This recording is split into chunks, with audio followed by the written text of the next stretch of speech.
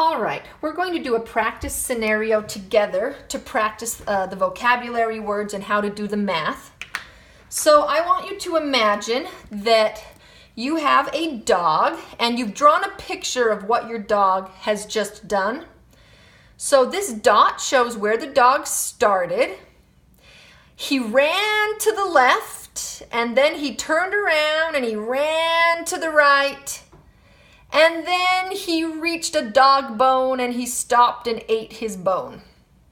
So I've drawn a picture of what happened, and on your stopwatch you timed your dog and he was able to do this in only 5 seconds. So he was going pretty quick. What we're going to try to figure out is what is the speed of your dog and what is the velocity of your dog.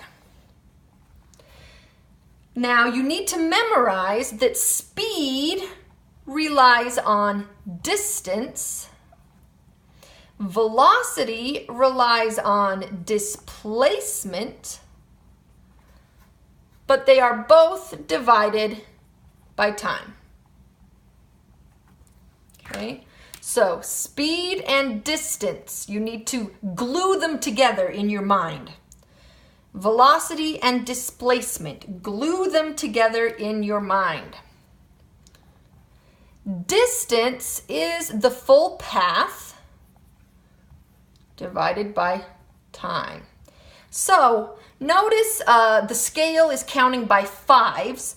So I'm just going to count this up by following the dog's path. So he ran 5, 10, 15, 20, 25, 30, 35, 40.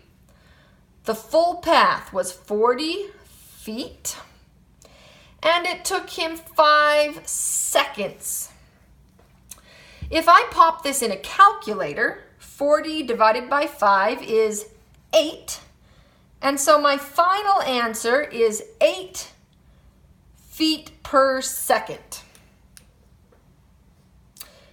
Now, velocity is going to give us a different answer because he didn't follow a straight path. He turned around. Displacement is the progress that the dog made. In other words, how far has he moved from where he started? Notice he started on 15 and he ended on 35. I'm going to ignore his actual path and I am just going to take him straight there.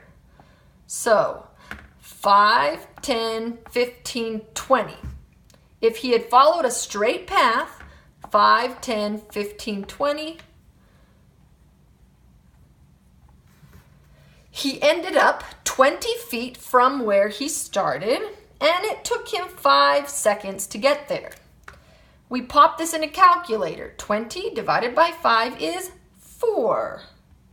So his velocity was 4 feet per second.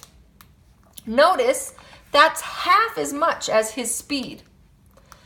The reason we're getting such different values is because he turned around. So that's not a very effective way to make progress if you're trying to actually get away from your starting point.